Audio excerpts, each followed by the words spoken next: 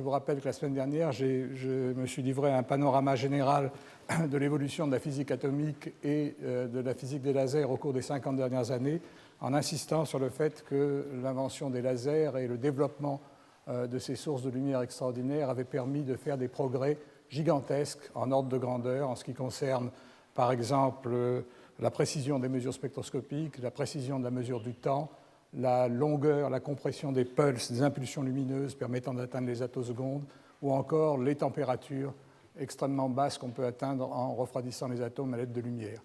Et donc la leçon d'aujourd'hui et celle de la semaine prochaine seront consacrées à cet aspect de la physique atomique moderne, qui est la manipulation des atomes par la lumière, et en particulier l'utilisation de la lumière pour refroidir les atomes à des températures extrêmement basses.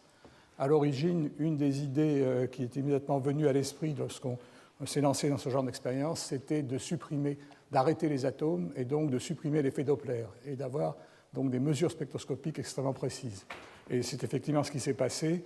Le refroidissement des atomes a conduit précisément, par exemple, à une augmentation considérable de la précision des horloges. Et j'en parlerai dans un cours particulier à la fin, dans un des cours suivants.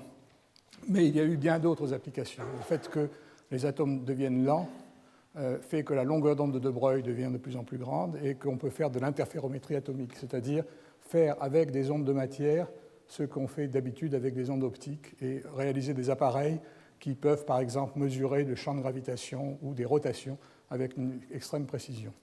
Surtout, ce qui s'est passé au milieu des années 90, c'est que la longueur d'onde de De Broglie est devenue tellement grande qu'elle est devenue de l'ordre de grandeur des distances entre les atomes dans le gaz. Et à ce moment-là, il s'est passé une transition de phase extrêmement intéressante. Dans le cas de bosons, les particules se condensent dans l'état fondamental du puits de potentiel, donnant naissance à une nouvelle forme de matière extrêmement intéressante, dont l'étude se poursuit avec beaucoup de dynamisme dans différents laboratoires dans le monde depuis une vingtaine d'années.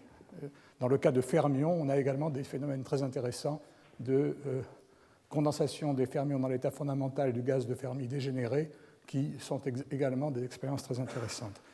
Donc aujourd'hui, je vais plutôt vous parler des mécanismes de refroidissement et des expériences qui ont été effectuées avec des techniques qui se sont développées jusque vers 1995. Et je laisserai la physique des formes condensées des gaz quantiques ultra-froids pour la semaine prochaine.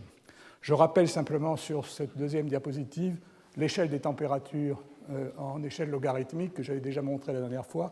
Donc en haut, vous avez des températures, disons, de système naturel, à l'intérieur des étoiles à quelques millions de degrés, la surface du Soleil à quelques milliers de degrés, la température ordinaire 300 degrés, le rayonnement cosmologique reste du Big Bang à 3 degrés, donc toutes ces températures au-dessus de quelques degrés sont des températures qu'on rencontre dans la nature.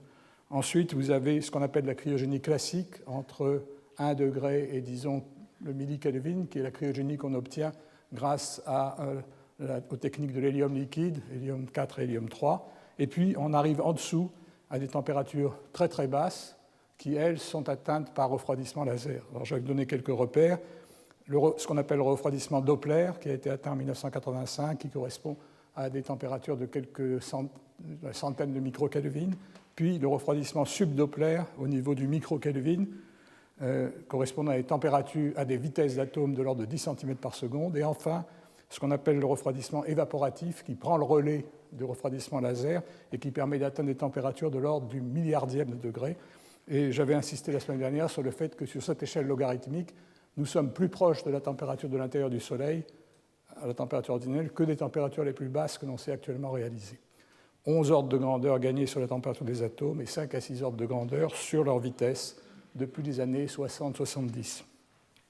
Donc le plan de cette leçon, je vais d'abord vous parler rapidement des forces radiatives, des deux types de forces dont il faut tenir compte lorsque les atomes interagissent avec de la lumière, puis comment on utilise ces forces pratiquement pour refroidir des atomes, et comment est-ce qu'on peut utiliser la lumière ou les champs magnétiques pour piéger dans une petite région de l'espace des atomes neutres. Alors pourquoi est-ce que je dis des atomes neutres? Parce qu'il y a toute une autre physique dont je parlerai dans les leçons suivantes qui s'adresse à des atomes chargés, à des ions. Si on enlève un électron, on obtient un ion positif et la charge de cet ion est un moyen de manipuler l'ion et de le refroidir et de le piéger qui est plus directe que celle que l'on peut réaliser avec des atomes neutres. Ensuite, je parlerai rapidement d'optique atomique, donc quel est l'équivalent pour les ondes de De Broglie de l'optique que l'on peut faire avec de la lumière. Et je terminerai par l'interférométrie atomique en parlant un petit peu de gravimètre et de gyromètre. Alors les forces, il y a deux types de forces. Je vais d'abord les décrire qualitativement. La première force est une force qu'on appelle dissipative parce qu'elle est liée à l'absorption et l'émission de photons par les atomes. Et c'est ce qu'on appelle également la pression de radiation. Alors, pour la décrire de façon extrêmement simple, je prends le cas d'un système à deux niveaux qui est résonant, qui peut donc absorber la lumière d'un laser, c'est la flèche bleue vers le haut, et puis réémettre de la lumière en retombant à l'état fondamental. Donc voici un petit schéma qui montre le faisceau lumineux, je considère une onde plane pour commencer, avec chaque photon transportant une impulsion h bar k, où k est son vecteur d'onde. Un photon est absorbé, donc l'atome passe dans un état excité et encaisse bien sûr l'impulsion du photon. Et puis plus tard, l'atome réémet un photon diffusé dans une direction qui peut être différente de la direction du photon incident, et le cycle reprend avec un taux de répétition qui est l'inverse de la durée de vie moyenne de l'atome dans l'état excité. Donc une succession de cycles de ce genre va conduire à un transfert d'impulsion moyen du champ vers l'atome. À chaque cycle, l'impulsion de l'atome change de h bar k moins h bar kd, et en moyenne, comme le photon diffusé a autant de chances d'être diffusé dans un sens que dans la direction opposée, h bar kd est en moyenne nul, et donc finalement, ce qui compte, c'est l'impulsion encaissée par les photons absorbés, et s'il y a en unité de temps un nombre de photons absorbés qui est de l'ordre de gamma, où gamma est le taux d'émission spontanée de l'atome, on va avoir un transfert d'impulsion de l'ordre de gamma h bar k. En fait, c'est le principe de la pression de radiation, et finalement, cette force, lorsqu'on augmente l'intensité de la lumière, va saturer lorsque le laser va exciter avec une probabilité 1,5 l'état excité de l'atome. On ne pourra pas avoir plus de cycles d'absorption par unité de temps. Donc on a une force qui sature, et la force maximum est donnée ici, c'est h bar gamma k sur 2. Cette force maximum, on peut la traduire en accélération. Elle exerce sur l'atome une accélération maximum qui est égale à cette force divisée par m, et lorsqu'on met les ordres de grandeur, on trouve pour des atomes d'alcalin, par exemple, une force qui est typiquement de l'ordre du 10 puissance 9 mètres par seconde au carré, c'est-à-dire que c'est une accélération énorme. Si ce faisceau laser se propage à l'encontre avec une direction qui est opposée à la vitesse de l'atome, eh bien, l'atome est refroidi. Alors bien sûr, un problème se pose, c'est qu'au fur et à mesure que l'atome est refroidi, par effet Doppler, il sort de résonance, et donc il faut maintenir, si on veut avoir un refroidissement efficace, maintenir la condition de résonance. Différentes astuces peuvent être trouvées pour cela. L'une des astuces, c'est de faire varier la fréquence du champ au cours du processus. L'autre astuce, c'est de faire passer les atomes dans un gradient de champ magnétique, dans un solénoïde qui crée un champ magnétique variable et qui, au fur et à mesure que l'atome se propage, compense par effet Zeeman la variation de l'effet Doppler. Donc, je ne vais pas décrire en détail ces phénomènes, mais on peut exercer sur les atomes des accélérations de cet ordre. Et c'est de cette façon-là que, pour la première fois, des atomes ont été arrêtés dans un faisceau, dans un jet atomique. Alors, le deuxième type de force est de nature apparemment différente. C'est ce qu'on appelle une force réactive ou dipolaire, et on la comprend bien dans le cas où le champ est non résonant avec la transition atomique. J'ai pris le cas ici d'une transition à deux niveaux, dans laquelle le champ du laser a une fréquence inférieure, c'est ce qu'on appelle un décalage vers le rouge, une fréquence inférieure à la fréquence de transition atomique. Nous avons vu au cours de nombreuses leçons dans les cours passés qu'un champ non résonant exerce sur les atomes un effet de light shift, de déplacement d'énergie des niveaux atomiques. Dans ce cas, le niveau du bas a une énergie abaissée et le niveau du haut a une énergie augmentée. On a donc une énergie qui dépend de l'intensité lumineuse. Et si l'intensité lumineuse elle-même dépend de la position, si on a un champ qui varie spatialement, eh bien ça veut dire que l'énergie de l'atome va varier spatialement et le gradient de cette énergie, la dérivée de cette énergie par rapport à la position, va représenter une force. C'est ce qu'on appelle donc la force réactive ou dipolaire. Pourquoi est-ce qu'on appelle force dipolaire? Parce qu'on peut lui donner une autre interprétation absolument équivalente, dire que le champ électrique de l'onde polarise les atomes non résonants, c'est-à-dire qu'il déplace le centre de gravité des charges positives et négatives, il crée un dipôle induit sur les atomes, Et ce dipôle subit une force parce que dans un gradient de champ, les charges positives et négatives voient des intensités opposées mais légèrement différentes, et la balance est une force qui va pousser l'atome.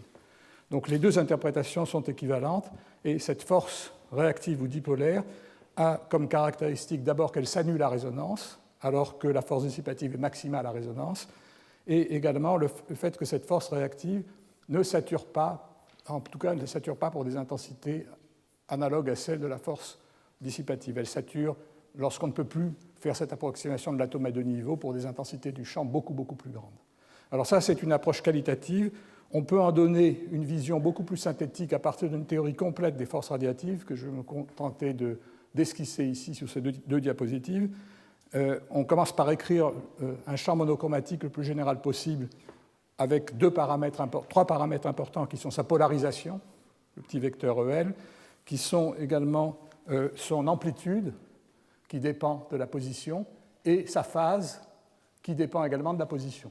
Par exemple, dans le cas d'une onde plane, la phase varie en puissance IKR, et donc il y a une dépendance de la phase en position qui est très claire. Par contre, dans le cas d'une onde plane, il n'y a pas de variation de l'amplitude. Alors, comment on va réagir un atome dans un tel champ? L'interaction entre l'atome et le champ, nous l'avons vu dans de nombreux cours, c'est simplement une interaction dipolaire électrique, le produit du dipôle, l'opérateur dipôle atomique, qui possède un élément de matrice entre les deux niveaux, E et G, et le champ électrique de l'onde.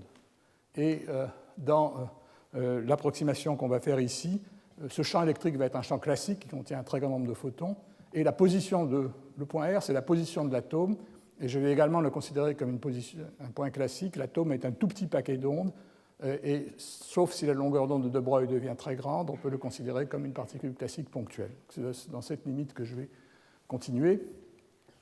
Un paramètre essentiel dans tout cela, c'est le couplage. L'élément de matrice de cet Hamiltonien permet de définir une fréquence qui est le produit du champ électrique par le dipôle divisé par h bar. C'est la fréquence de Rabi dont on a parlé souvent, qui peut atteindre plusieurs dizaines de mégahertz facilement avec les lasers qu'on sait réaliser. Et ensuite, il s'agit de voir quelle est la force moyenne qui va s'exercer sur un atome dans ce champ. Alors, qu'est-ce qui va se passer? Le champ va créer un dipôle sur l'atome, un dipôle moyen, et ce dipôle moyen, on peut le calculer à partir des équations, de ce qu'on appelle les équations de bloc optique, des équations qui décrivent l'effet combiné du pilotage du dipôle, de l'induction d'un dipôle sur l'atome par le champ, et de la relaxation, c'est-à-dire de l'émission spontanée des photons lorsque l'atome est dans l'état excité. Donc, quand on calcule ce dipôle moyen, on tient compte à la fois des effets dissipatifs et réactifs. Et la force qui s'exerce sur l'atome, c'est simplement l'effet sur ce dipôle du gradient de champ électrique total, le champ électrique prenant cette expression-là. Et donc, vous voyez que dans ce gradient du champ électrique, il va falloir tenir compte du gradient de la phase et du gradient de l'amplitude. Et en fait, ce qui se passe, c'est que les deux forces que je vous ai décrites qualitativement tout à l'heure dépendent l'une du gradient de la phase, c'est la force dissipative, et l'autre du gradient d'amplitude, c'est la force réactive. Alors comment est-ce qu'on voit ça? On commence par exprimer le dipôle stationnaire, c'est-à-dire quel est l'équilibre pris par la distribution de charge lorsque l'atome se trouve dans le champ électromagnétique de l'onde. On a un dipôle stationnaire qui possède deux composantes, une composante qui est en phase avec le champ, qui a une amplitude petit u, et une composante en quadrature avec le champ, qui a une amplitude petit v. L'expression de ces amplitudes, de l'amplitude en phase, eh bien, c'est une courbe de dispersion, c'est-à-dire que lorsque on varie le désaccord de fréquence entre l'atome et le laser, la partie en phase obéit à une courbe de ce genre en forme de S, elle est nulle à résonance et elle change de signe lorsqu'on passe à travers la résonance. Cet effet de dispersion, c'est l'effet qui décrit par exemple l'indice de réfraction du milieu. C'est cette partie-là du dipôle qui joue un rôle pour décrire que le champ électromagnétique se propage à une vitesse de phase différente dans un milieu constitué d'atomes. L'autre terme que j'ai écrit en rouge est en quadrature avec le champ. Il a une forme d'absorption de Lorentz, il est maximum à résonance, et c'est ce terme-là qui va donner lieu à la force dissipative. Alors comment est-ce qu'on peut voir ça? Vous voyez tout de suite que si vous cherchez une force qui dépend du gradient de l'amplitude, vous allez devoir prendre cette composante-là, parce que lorsque vous allez prendre le gradient de l'amplitude, vous allez garder le cosinus ici, et ces deux cosinus multipliés vont donner un cosinus carré qui est en moyenne non nul. Donc la force, le dipôle en phase, va être responsable de la force dissipative, excusez-moi, de la force réactive, alors que le dipôle en quadrature va être responsable de la force dissipative. Alors vous voyez, ici c'est l'expression de la force dissipative, vous prenez le gradient de la phase et vous le multipliez par le terme en V. Le terme en V, c'est un terme d'absorption de cette forme, et le gradient de la phase, dans le cas simple d'une onde plane, le gradient de la phase, ce n'est rien d'autre que le vecteur d'onde K. Donc vous voyez que ce modèle complet, il vous redonne exactement les résultats qualitatifs que j'avais décrits au début du cours. Vous voyez également que ce terme-là va saturer à 1,5. Si vous faites oméga très grand, au dénominateur, vous allez trouver oméga 2 sur 2 oméga 2. Donc ce terme sature à 1,5 et vous retrouvez le H bar gamma K sur 2, qui était l'expression que j'avais indiquée de façon qualitative tout à l'heure. Donc la force dissipative est proportionnelle au dipôle en quadrature et au gradient de la phase du champ. Quant à l'autre partie de la force, qu'on appelle la force réactive, elle fait intervenir le gradient de la fréquence de Rabi, parce que ça va être le gradient de l'amplitude du champ, et elle est proportionnelle au terme en nu. Et donc vous voyez que lorsqu'on l'exprime, on obtient ceci. On a une force qui s'annule bien à résonance, qui a une forme dispersive, et qui fait intervenir le gradient de l'intensité. Si vous vous mettez loin de résonance, lorsque delta est grand devant gamma et oméga, vous voyez que ce terme-là se réduit à 1 sur delta, et vous avez une force qui est en gradient de oméga 2 sur delta, c'est-à-dire le gradient de l'intensité lumineuse divisé par le désaccord de fréquence.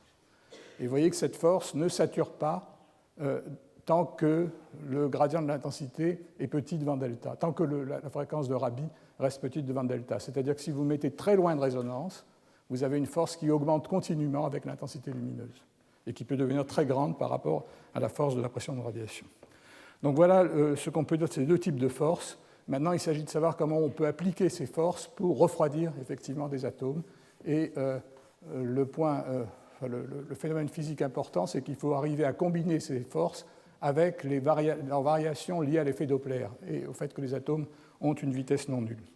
Alors le mécanisme le plus simple de refroidissement des atomes, en tenant compte de l'effet Doppler, je peux le décrire également dans le cas d'un système à deux niveaux, avec un champ qui est décalé vers le rouge, c'est-à-dire un laser qui a une intensité plus petite que l'intensité qui permet de réaliser la transition entre les deux niveaux. Je considère un atome qui va de la gauche vers la droite, et je l'éclaire avec un laser L2 qui donc est décalé vers le rouge, il y a un désaccord delta, mais vous voyez que l'effet Doppler va faire que dans le référentiel de l'atome, la fréquence qui est vue va devenir décalée de delta plus kV. C'est-à-dire que le laser va se voir rapprocher de la fréquence atomique parce que l'effet Doppler va compenser une partie du décalage de fréquence du laser.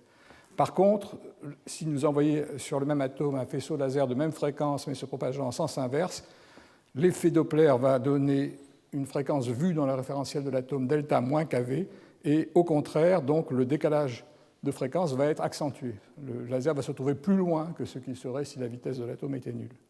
Et donc vous voyez que le résultat, c'est que les atomes de vitesse positive subissent une force venant du laser qui est contrapropageant plus grande que la force du laser qui les pousse par derrière. Et donc la balance de ces deux forces crée une force opposée à la vitesse. Alors on peut rendre ça de façon plus quantitative. Je vous ai représenté ici la variation de la force du laser bleu, donc c'est une force négative qui est maximale lorsque delta devient positif à ce point-là.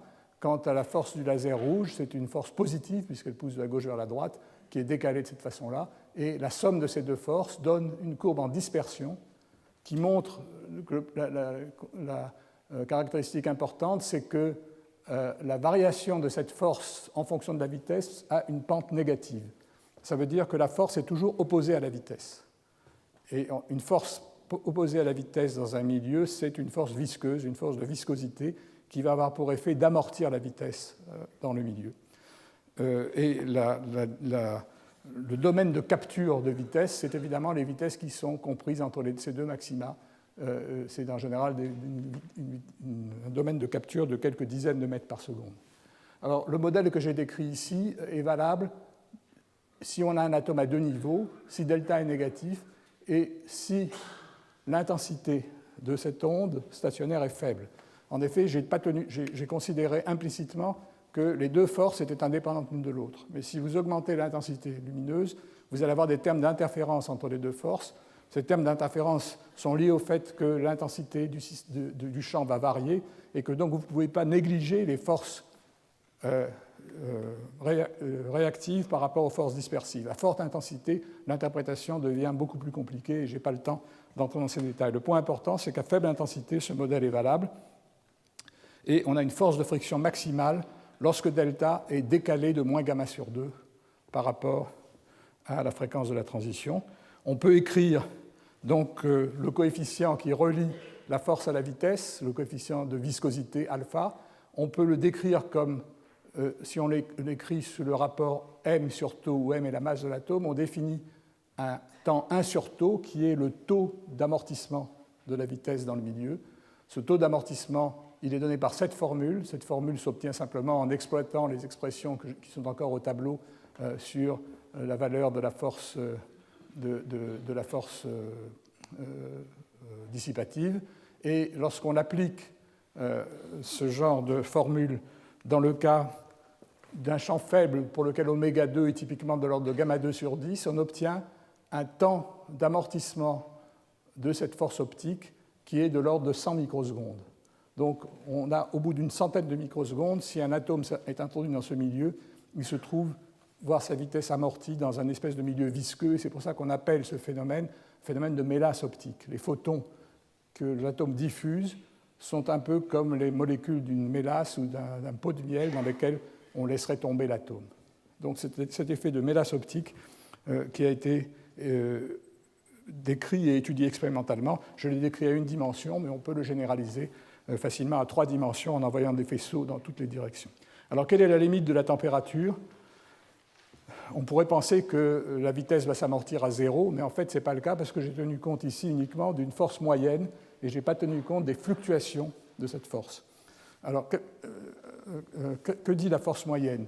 Elle dit que l'énergie cinétique, qui est le carré de la vitesse, va se dissiper en un temps tau sur 2. Donc, l'amortissement de l'énergie cinétique va s'écrire d EC sur dt égale moins 2 EC sur tau, avec tau donné par cette fameuse constante. Mais à côté de cet amortissement, il y a un effet qui va en sens inverse, qui est un effet de chauffage qui est dû au caractère aléatoire de la diffusion des photons.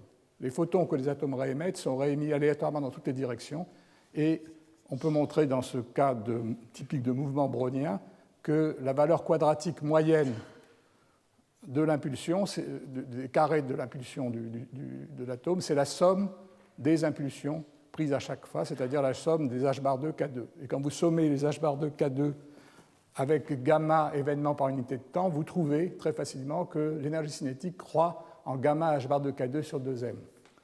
Et l'équilibre s'obtient lorsque le taux d'amortissement est égal au taux de réchauffement, et lorsqu'on écrit cette expression, la masse disparaît parce qu'elle apparaît dans taux et elle apparaît dans l'expression de P2 sur 2m, et on trouve facilement que la limite de température, qu'on appelle la limite Doppler, est égale à h bar gamma sur K Boltzmann, c'est-à-dire qu'elle est typiquement une énergie cinétique lorsque l'énergie cinétique du gaz correspond à h bar gamma, où gamma est le taux d'émission spontanée de l'atome. Et lorsqu'on applique ces ordres de grandeur, on trouve des températures limites de l'ordre de la centaine de microkelvin, du dixième de millidegré absolu. Et la vitesse moyenne correspondante, c'est quelques dizaines de centimètres par seconde. Donc c'était ça à peu près l'idée qu'on se faisait du refroidissement Doppler jusqu'à dans les années 80. Et on a observé ces mélasses optiques donc, dans des faisceaux contrapropageants. Je vous montre ici une photo de une mélasse d'atomes de sodium. Vous avez ici donc une fluorescence intense des atomes de sodium à l'intersection des faisceaux. C'est un milieu d'atomes qui se déplacent à des vitesses de quelques centimètres par seconde, on va voir ça dans un instant, comme dans un milieu visqueux. Alors à ce moment-là, on a commencé à essayer de mesurer la température dans ce milieu. Et la façon de mesurer la température est très simple. À un instant donné, vous coupez les faisceaux de pompage, les atomes partent en vol balistique libre, ils subissent des trajectoires paraboliques, ils retombent dans le champ de gravitation terrestre, on place un faisceau en dessous et on détecte les instants où les atomes traversent ce faisceau par leur fluorescence. Donc c'est une méthode de temps de vol. Et lorsqu'on effectue cette méthode de temps de vol, eh bien, on a eu une surprise énorme. On s'est rendu compte que la température mesurée était de l'ordre de la température de Doppler divisée par 100. C'est-à-dire qu'au lieu d'avoir des températures de 100 microkelvin, on avait des températures de l'ordre du microkelvin. Ça, c'est un effet absolument extraordinaire, très rare en physique, où on observe quelque chose de plus beau que ce à quoi on s'attendait. Donc, la raison a été trouvée assez rapidement, en particulier ici à Paris par Claude Cohen-Tannoudji et Jean Dalibard, c'est le fait que le modèle qu'on a décrit, qui est un modèle à deux niveaux, ne s'applique pas aux atomes alcalins. Les atomes alcalins ont une structure dans l'état fondamental, et la polarisation du rayonnement utilisé pour refroidir les atomes, qui varie spatialement lorsqu'on a des ondes contrapropagantes, joue un rôle important. Et le phénomène en question a reçu un nom très poétique, c'est ce qu'on appelle l'effet Sisyphe, et je vais essayer de vous en donner une image qualitative en quelques minutes sur cette diapositive. Alors on a toujours, je prends maintenant un problème à deux dimensions, on a toujours une structure de champs contrapropageants, et ils sont polarisés linéairement à angle droit l'un par rapport à l'autre. C'est-à-dire que si l'un est horizontal, l'autre est vertical, et les deux faisceaux laser viennent l'un vers l'autre. Alors, pour décrire la polarisation complète, la polarisation globale de la lumière, il faut ajouter vectoriellement les polarisations des deux faisceaux avec leur phase. Et au fur et à mesure que la lumière se propage, elle se déphase, et il est facile de montrer que deux faisceaux polarisés linéairement comme cela vont se combiner pour donner soit un faisceau polarisé linéairement à 45 degrés, soit, si la phase évolue, des photons polarisés circulairement en sigma plus ou en sigma moins. Et il y a une variation périodique de la polarisation globale de l'ensemble des deux faisceaux. Cette polarisation variable va donner des effets de pompage optique qui vont varier spatialement et va également donner des effets de déplacement d'énergie lumineuse qui vont varier spatialement. Alors pour cela, j'ai représenté ici une structure caractéristique d'un atome sur lequel ce type d'expérience est effectué. C'est un atome qui possède deux sous-niveaux dans l'état fondamental, J égale 1,5, et 4 sous-niveaux dans l'état excité. Et vous voyez que si la lumière est polarisée en sigma plus, c'est cette transition qui va être favorisée et qui va avoir tendance à pousser ce niveau vers le bas par effet de déplacement lumineux, alors que si la lumière est polarisée en sigma moins, c'est cette transition qui va être favorisée et c'est ce niveau qui va être poussé vers le bas. Donc, lorsque la polarisation évolue entre sigma plus et sigma moins, il y a une modulation des déplacements lumineux qui va alternativement pousser davantage le niveau plus ou le niveau moins. C'est ce que j'ai représenté en couleur ici. Vous voyez en bleu les déplacements lumineux pour le niveau m égale moins 1,5 et en rouge le déplacement lumineux pour le niveau m égale plus 1,5. Dans les deux cas, ces déplacements lumineux sont négatifs parce que le champ étant décalé vers le rouge pousse les niveaux vers le bas, mais vous voyez que c'est tantôt l'un, tantôt l'autre qui est poussé davantage. À cela s'ajoute un autre effet intéressant qui est un effet de pompage optique. Vous voyez que lorsque la lumière est polarisée en sigma plus, eh bien, les atomes sur ce niveau, entre ces deux niveaux-là ne peuvent que aller et venir. Par contre, les atomes qui sont dans le niveau moins 1,5 vont pouvoir aller vers ce niveau-là et retomber ici par émission spontanée. Donc finalement, en sigma plus, tous les atomes, par pompage optique, vont venir dans le niveau m égale plus 1,5. Et au contraire, lorsque la lumière sera sigma moins, tous les atomes vont aller dans l'autre niveau. En d'autres termes, ce que cela veut dire, c'est qu'il y a une corrélation entre la population des niveaux et leur light shift. Et c'est le niveau qui est le plus light shifté qui est le plus peuplé par le pompage optique. Et c'est cette corrélation entre les deux effets qui conduit en fait à une corrélation entre l'effet de la force dissipative qui fait le cycle de pompage optique et la force dispersive qui fait que les atomes voient des montagnes et des vallées de potentiel. Alors vous voyez ce qui se passe, ce que j'ai essayé de représenter ici. Vous avez un atome qui est peuplé, qui se trouve essentiellement dans l'état m égale plus 1,5 et qui est shifté d'une façon maximale. Lorsque l'atome se déplace, il va perdre de l'énergie potentielle, il va gagner de l'énergie potentielle, donc perdre de l'énergie cinétique, et il va se trouver dans une situation où il va être pompé de plus en plus dans l'autre niveau, parce qu'il va atteindre une région où c'est l'autre niveau qui est favorisé par le pompage optique. En d'autres termes, les cycles de pompage vont avoir tendance à ramener l'atome du niveau de l'état où il était dans l'état rouge dans l'état bleu. Alors qu'est-ce que ça veut dire ça ? Ça veut dire qu'au fur et à mesure que les atomes montent dans ce puits de potentiel, ils sont ramenés avec une probabilité de plus en plus grande au bas de la vallée du potentiel suivant. Et c'est pour ça qu'on appelle ça l'effet Sisyphe. Les atomes s'épuisent en fait à perdre leur énergie potentielle. À chaque fois qu'ils montent une vallée, le pompage optique les ramène dans le puits suivant et ils doivent remonter et reperdre de l'énergie. Et c'est cette évolution cyclique qui combine à la fois les effets dispersifs et dissipatifs, qui conduit à un refroidissement très efficace et à une température cisique beaucoup plus petite que la température Doppler. L'ordre de grandeur, on peut le voir facilement ici. Voilà, j'ai représenté ici la profondeur des puits liée à la force dispersive. Donc c'est essentiellement en oméga carré sur delta, dans le cas où oméga est très petite dans delta.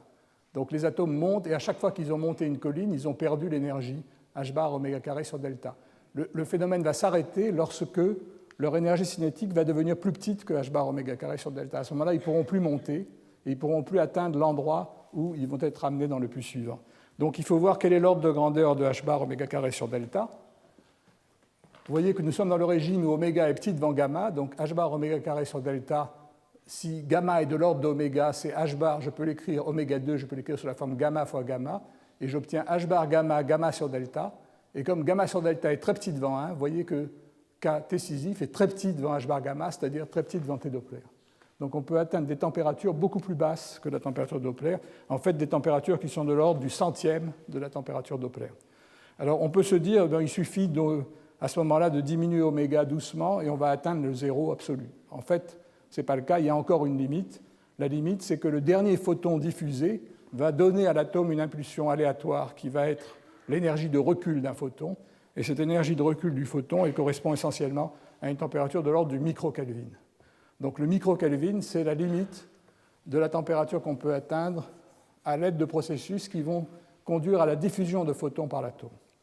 Alors je termine cette histoire en disant qu'on peut aller encore plus bas en température en exploitant ce qu'on appelle des processus subrecul, par exemple en induisant sur les atomes un processus de pompage cohérent qui est tel que les atomes, à la fin du processus, tombent dans un état qui est une superposition d'états incapable d'absorber la lumière. C'est ce qu'on appelle un état noir. Alors, je n'en dirai pas plus. Le séminaire de Claude Cohen-Tanucci la semaine prochaine sera consacré aux états noirs, et je pense qu'il montrera comment, à l'aide de ces états noirs, on peut atteindre des températures sub-microkelvin.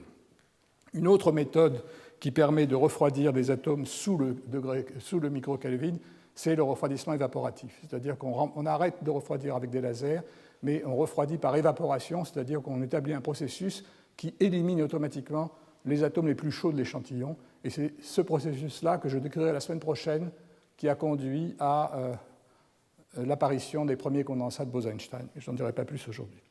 Bon, une fois que j'ai décrit le fait qu'on peut refroidir des atomes, alors qu'est-ce que c'est que le microkelvin? C'est des températures de l'ordre de quelques centimètres par seconde. Donc vous avez des atomes qui vraiment se traînent. Et il faut faire attention, si vous les laissez comme ça, ils vont tomber simplement dans le champ de pesanteur, donc il faut les maintenir dans un piège.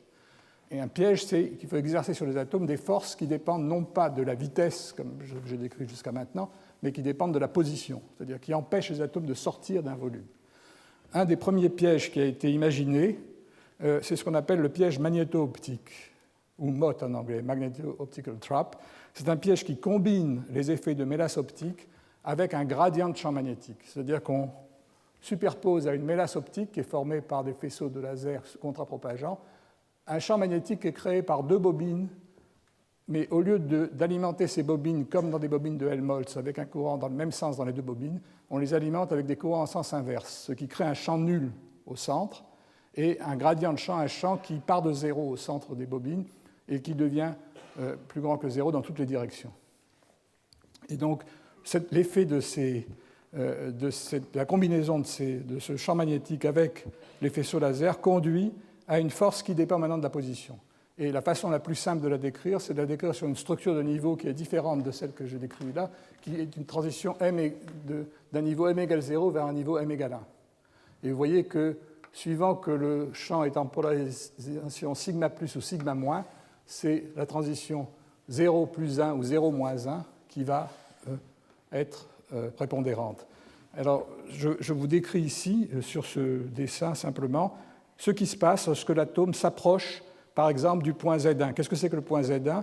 C'est le point où l'effet Zeeman sur le niveau magnétique m égale 1 compense le décalage des lasers, le fait que le laser est toujours décalé vers le rouge. Donc vous voyez qu'en ce point, eh bien, le laser devient résonant. Et le laser a une polarisation sigma plus.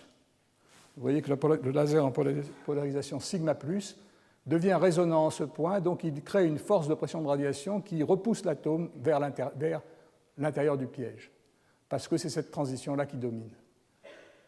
Au contraire, lorsque l'atome arrive au point Z2, c'est au contraire la transition vers le niveau m égale moins 1 qui domine, à cause de la polarisation sigma- du faisceau qui va de la droite vers la gauche, et l'atome est repoussé vers l'intérieur.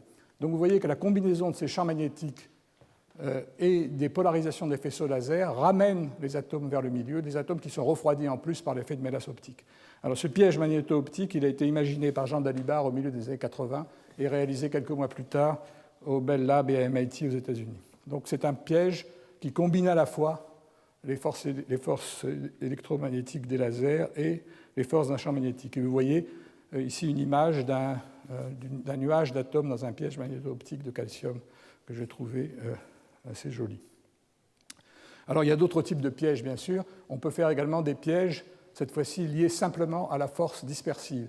Si vous éclairez les atomes avec un faisceau de laser très focalisé et très décalé vers le rouge, la force dipolaire va pousser les atomes au foyer, qui est là où l'intensité lumineuse est la plus grande, et on crée ce qu'on appelle une pince à atomes, un point dans lequel les atomes viennent se concentrer.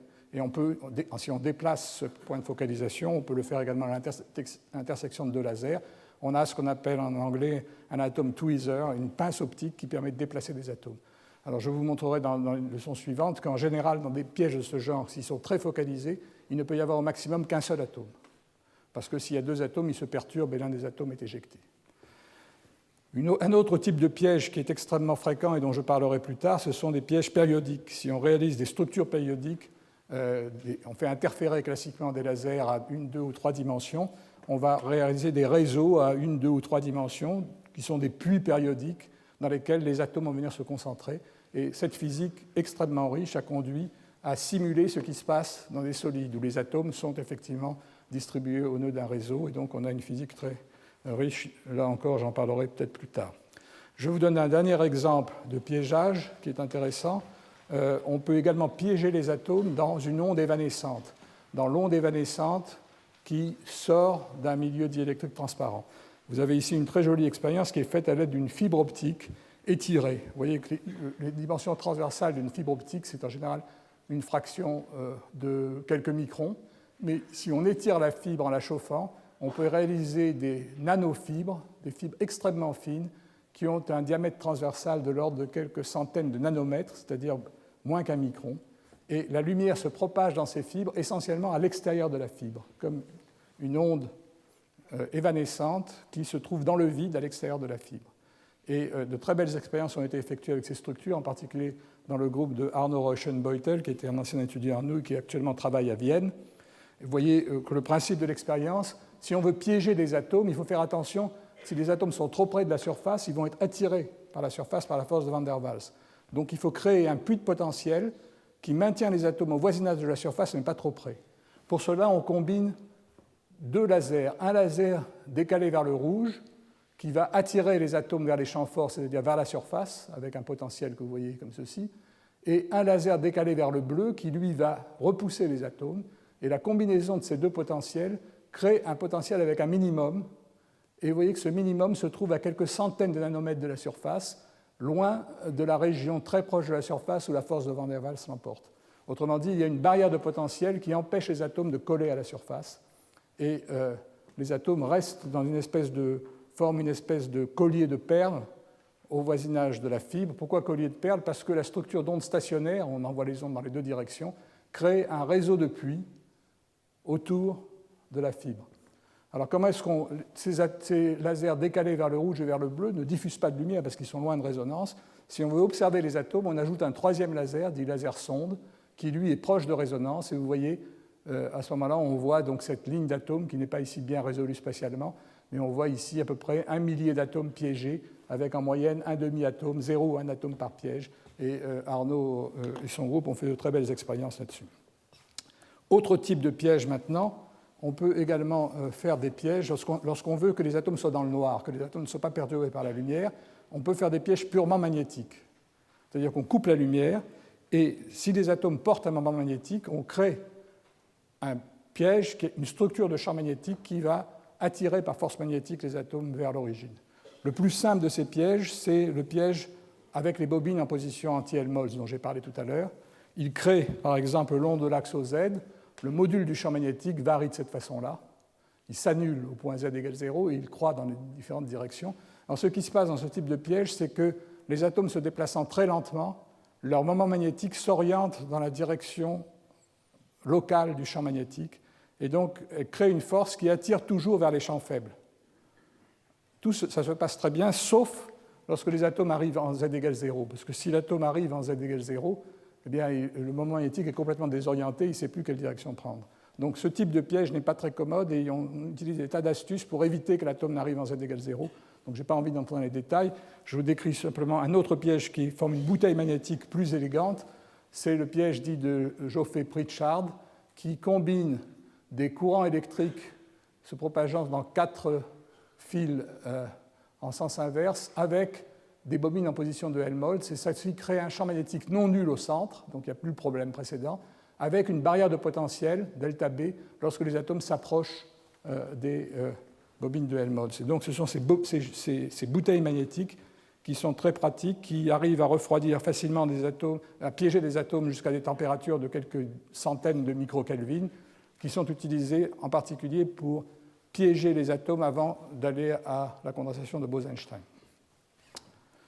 Bon, quelques mots maintenant sur l'optique atomique.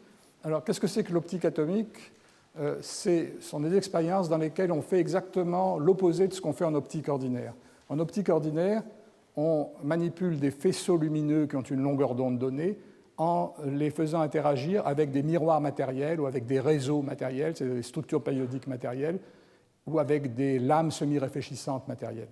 Ici, on va faire l'inverse. On fabrique des faisceaux atomiques, c'est-à-dire des ensembles d'atomes qui, ayant une très petite vitesse, ont une grande longueur d'onde de De Broglie, et on va les faire interagir avec des structures optiques. Par exemple, avec la structure périodique d'une onde stationnaire, qui va jouer le rôle d'un réseau pour des ondes optiques, ou avec quelque chose qui va jouer le rôle d'un miroir. Alors voilà un exemple de miroir, ici, par exemple. Vous avez ici une lame de verre et vous l'éclairez par en dessous avec de la lumière bleue qui crée une onde évanescente, une lumière décalée vers le bleu par rapport à la transition atomique, qui crée sur la surface une onde évanescente qui est répulsive pour les atomes. Et au-dessus, vous lâchez des atomes, par exemple des atomes de césium qui sont dans un piège magnéto-optique, vous les lâchez à l'instant t égale 0, ils descendent par gravité et cette lame de lumière décalée vers le bleu joue le rôle d'un miroir qui réfléchit les atomes. Et donc ils remontent et on peut les observer par la fluorescence qu'ils émettent lorsqu'ils traversent un faisceau de sonde ici. Et vous voyez ces rebonds successifs des atomes qui rebondissent successivement sur le miroir en question. Alors vous pouvez considérer ça soit comme un trampoline à atomes, soit comme une cavité dans laquelle vous avez un miroir en bas, et l'autre miroir, c'est la force de gravitation qui fait que les atomes reviennent. Donc ça, c'est également de belles expériences qui ont été faites dans le groupe de Jean Dalibard, il y a déjà une vingtaine d'années. On peut également moduler l'intensité de ce laser, ce qui revient à moduler les longueurs d'onde de De Broglie et à faire de la modulation de phase des ondes de De Broglie. Et il y a également de très belles expériences qui sont faites dans ce cadre. Alors, le dernier élément que je voudrais introduire, c'est la possibilité de fabriquer des lames semi-réfléchissantes pour des ondes atomiques. Et la structure la plus simple, le système le plus simple que je considérais, c'est une onde stationnaire qui est constituée donc de deux faisceaux d'impulsion KL et moins KL contrapropageants. Et vous envoyez sur cette structure un atome qui possède une impulsion P horizontale et une impulsion verticale qui est précisément égale à moins KL, donc P moins H bar KL. Donc vous réalisez un angle d'incidence qui est lié à la longueur d'onde, qui est relié à la longueur d'onde du laser. C'est exactement ce qu'on fait lorsqu'on fait la diffusion de Bragg, lorsqu'on diffuse des rayons X par un cristal. On éclaire le cristal avec des rayons X dont l'angle d'incidence dépend de la longueur d'onde du cristal et de l'impulsion horizontale des rayons X. Alors qu'est-ce qui va se passer dans ce cas-là ? Et on prend toujours le cas où la lumière est décalée vers le rouge. Vous voyez que l'atome étant dans l'état G avec une impulsion P moins H bar KL va pouvoir absorber un faisceau un photon du faisceau se propageant vers le haut, donc on passe à N plus moins 1, et s'il absorbe un photon KL, il va passer de P moins H bar KL à P, simplement.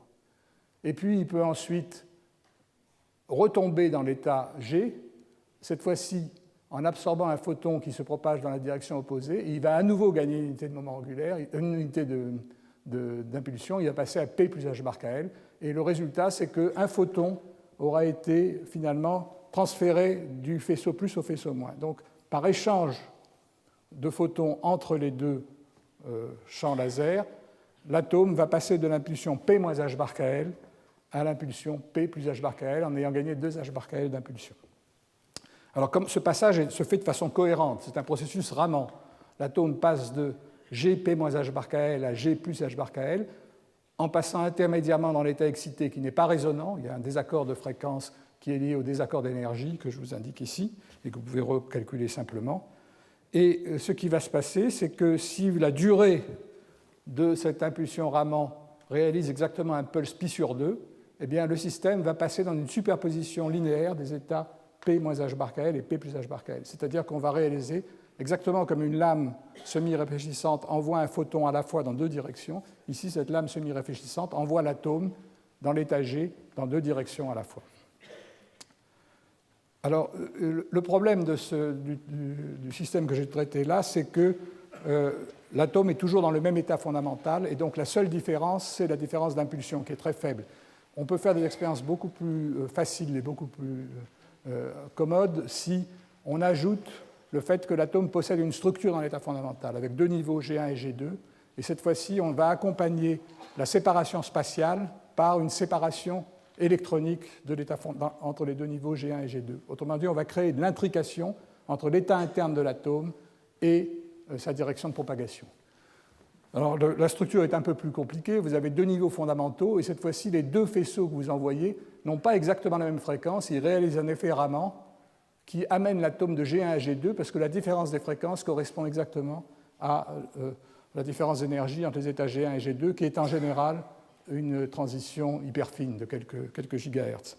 Et donc vous voyez ce qui va se passer maintenant, et je prends le cas simple où les atomes se propagent verticalement dans la direction des lasers. À ce moment-là, je n'ai plus de condition d'angle de Bragg. J'ai une situation qui est expérimentalement plus simple. Vous voyez que l'atome dans l'état G1, avec une impulsion Pz, monte virtuellement dans l'état excité, passant à Pz plus H bar K1, puisqu'il absorbe le photon K1, et puis il retombe dans l'état G2 avec l'impulsion H bar K1 plus K2, parce que le vecteur K2 est opposé au vecteur K1, c'est-à-dire à peu près 2 H bar K. Et donc vous voyez qu'à ce moment-là, si vous faites une impulsion Raman pi sur 2, vous allez créer une superposition linéaire de l'atome dans l'état G1 avec une certaine vitesse et dans l'état G2 avec une autre vitesse. Et la phase de cette superposition va dépendre, de façon qu'on peut calculer simplement, de la phase relative des deux faisceaux de la transition Raman. Donc ça, c'est une impulsion pi sur 2. Si maintenant vous faites une impulsion Raman pi qui dure 2 fois plus longtemps, vous allez passer à 100% de G1PZ à G2PZ plus H bar K1 plus K2, ou de G2PZ plus H bar K1 plus K2 à moins G1PZ. Donc on a ici les ingrédients pour faire à la fois une lame semi-réfléchissante et quelque chose qui est comme un miroir qui va transformer l'impulsion et renverser l'impulsion des atomes. Alors tout ceci sert à faire de l'interférométrie, et dans les 5 minutes qui restent, je vais essayer de vous rappeler rapidement, de vous donner rapidement une ou deux expériences d'interférométrie intéressantes. La première, celle qui a été faite au début des années 90 dans un groupe japonais, elle a consisté à mettre en évidence l'interférence des ondes de De Broglie dans un dispositif très simple. Vous avez un piège magnéto-optique ici, et ils le font avec des atomes de néon excités. Ce sont des atomes métastables qui possèdent beaucoup d'énergie potentielle.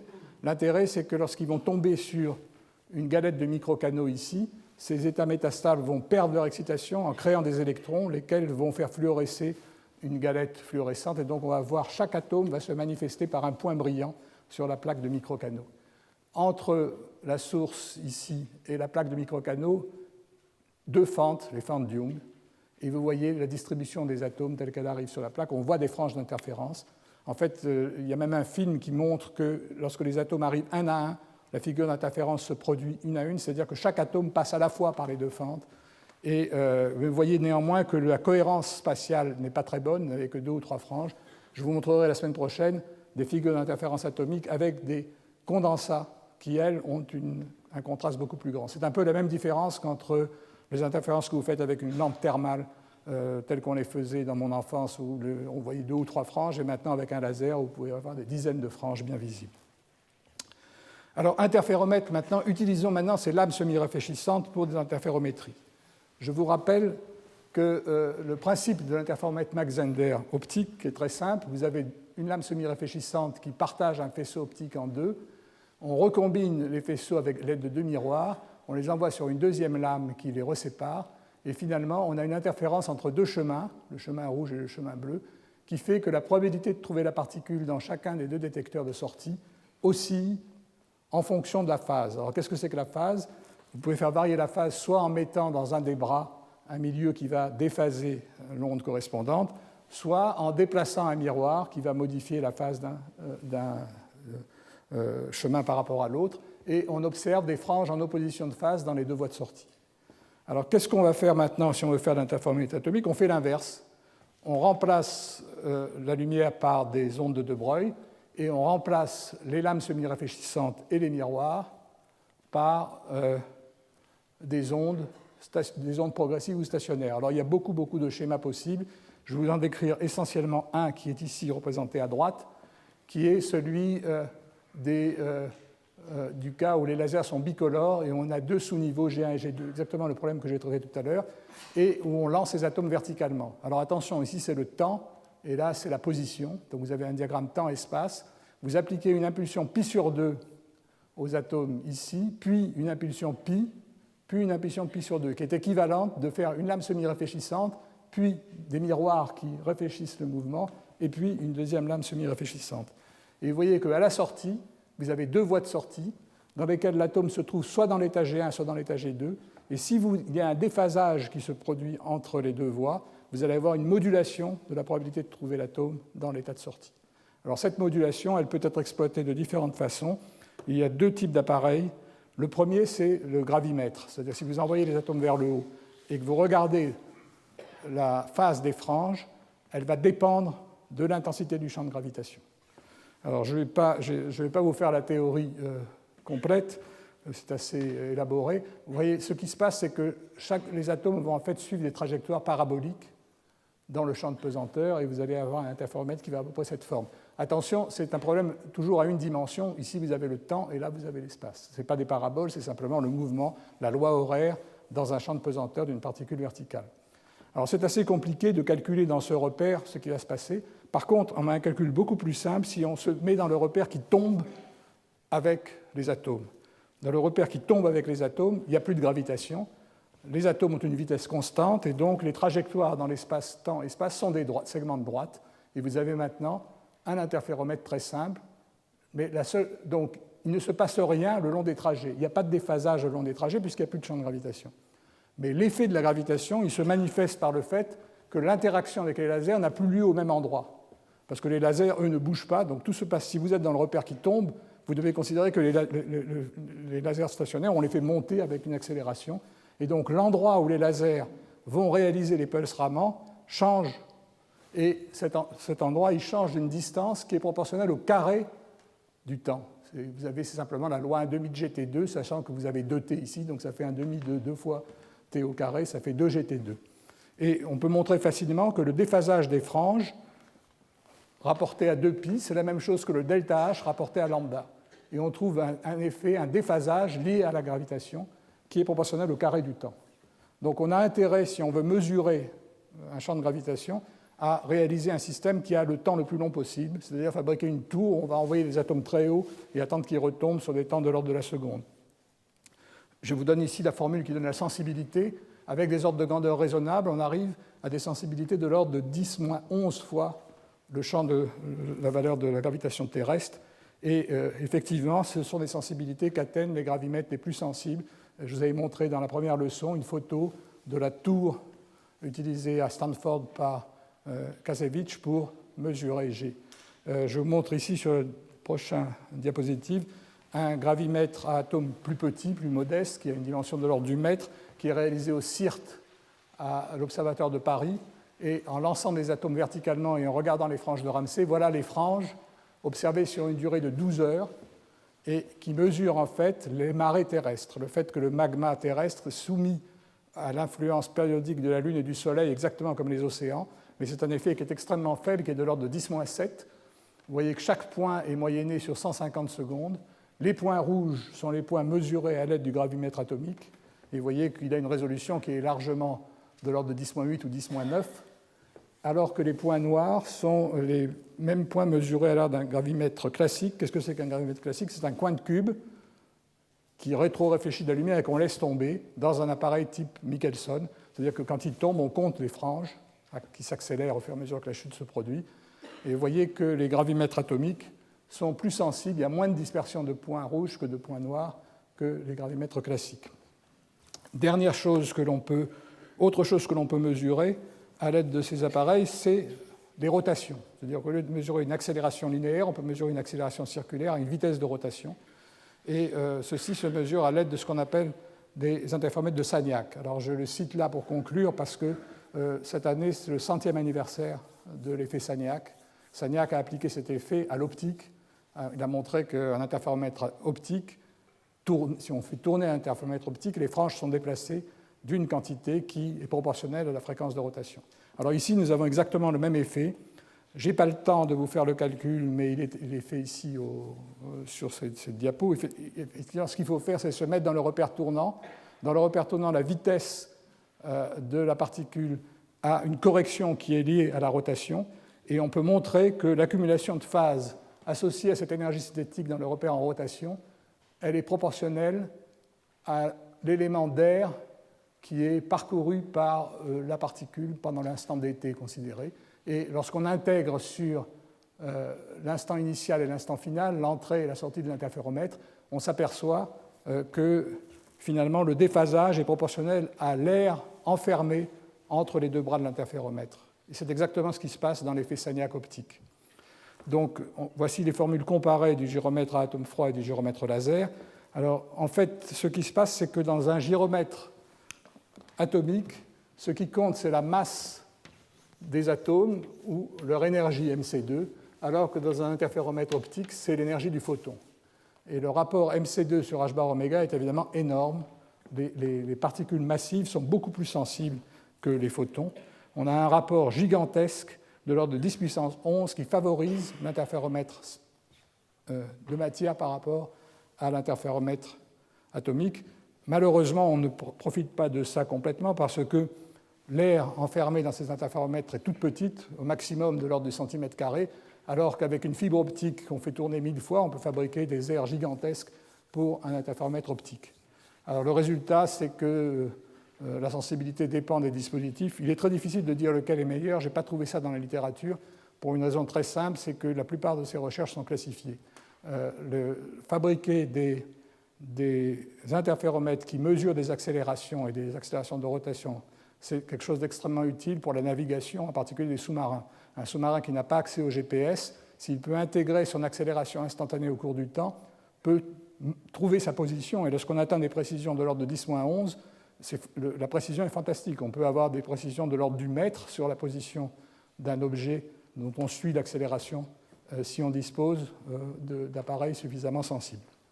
Alors, tout ce que j'ai trouvé, c'est que la sensibilité encore du groupe Kazevich atteint une sensibilité de l'ordre de 10-9 radians par seconde. Alors, je vous rappelle que la rotation terrestre, c'est 2π par 100 000 secondes, c'est-à-dire de l'ordre de 10-4 radians par seconde. Donc nous avons ici une sensibilité qui est 10-5 fois, correspond à des vitesses de rotation 100 000 fois plus petites que la vitesse de rotation terrestre. Donc je conclus là, sur ce transparent-là, je vous ai résumé, puisque je n'ai pas pu donner crédit à tout le monde, quelle a été cette histoire magnifique du refroidissement sur les décennies. La première expérience de déflexion d'un jet atomique a été faite en Allemagne avec une source classique par Fritsch en 1933. Le pionnier de cette physique, ça a été Ashkin, qui entre 70 et 78 a proposé d'utiliser la lumière pour défléchir et piéger des atomes. Et en 1980, avec Gordon, et je vous rappelle, Gordon, c'est le même Gordon que celui qui a fait avec Towns le premier maser ammoniac, il a fait une théorie complète des forces radiatives qui unifie les forces réactives et dispersives. Entre-temps, en 1975, Hensch et Chalot, et indépendamment d'Hemelt et Wineland, avaient donné le principe du refroidissement Doppler. Et ensuite, les choses sont accélérées. En 1979 et 1983, on a eu les premières expériences de refroidissement d'atomes dans un jet. En 1985, le premier piégeage magnétique d'atomes froids dans le groupe de Bill Phillips, suivi de la première démonstration du refroidissement Doppler et de la mélasse optique par Steve Chu, puis le premier piégeage par force dipolaire par Chu en 1986, la conception du piège magnéto-optique par Jean Dalibard et sa réalisation en 1986-1987, et en 1988, l'observation par le groupe de Phillips de cette surprise dont je vous parlais, que le refroidissement est plus effectif et beaucoup plus fort que ce à quoi on s'attend pour un système à deux niveaux lorsqu'on tient compte des gradients de polarisation. Ça a été interprété par Claude Dalibard et Steve Chu. En 1992, les premiers réseaux de pièges optiques par Gilbert Grimbert à Paris et Bill Phillips aux États-Unis, et les premiers interféromètres atomiques suivant les idées de Christian Bordet par Chu et Kazevich. Et enfin, donc, les dates que j'ai marquées en rouge, qui étaient le tournant de cette physique, la réalisation du premier condensat en 1995 et de la première réalisation d'un gaz de Fermi dégénéré en 1999. Donc cette seconde partie de l'histoire, je vous en parlerai mardi prochain, et je vous promets que mardi prochain, vous pourrez rentrer beaucoup plus facilement au Collège de France. Je vous remercie. Je vous rappelle, donc on va avoir le séminaire, on va laisser 3 ou 4 minutes simplement pour installer, et on va commencer tout de suite le séminaire de Thomas Oudem qui va nous parler de spectroscopie de haute résolution sur l'hydrogène.